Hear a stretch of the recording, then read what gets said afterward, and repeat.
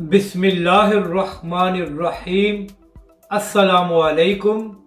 आप देख रहे हैं यूट्यूब चैनल आम सी बातें। तहरीक लब्बैक और अल्लामा साद हुसैन रिजवी के मुतालिक बात करने पर मोहम्मद मालिक ने उज़्मा बुखारी को लाजवाब कर दिया।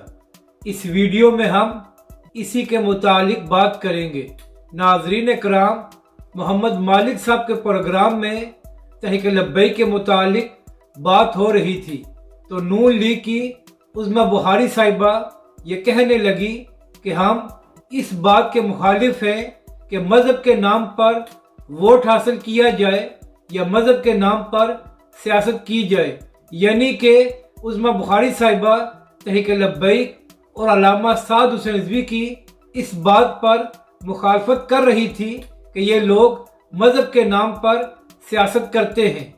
तो इसका जवाब देते हुए एंकर पर्सन मोहम्मद मालिक साहब ने कहा कि आप ये बात किस तरह कह सकती हैं। मौलाना फजल रहमान जो कई दहाइयों से मज़हब के नाम पर सियासत कर रहे हैं वो तो आपके इत्तेहादी हैं।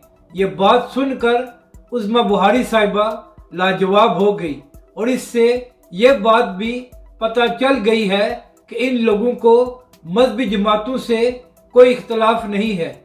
इनको खौफ तहरीक लब्बैक और अल्लामा साद हुसैन रिजवी की मकबूलियत से है और इनको नज़र आ रहा है कि पंजाब में तहरीक लब्बैक नून लीग के लिए बहुत सी मुश्किलात खड़ी करने जा रही है।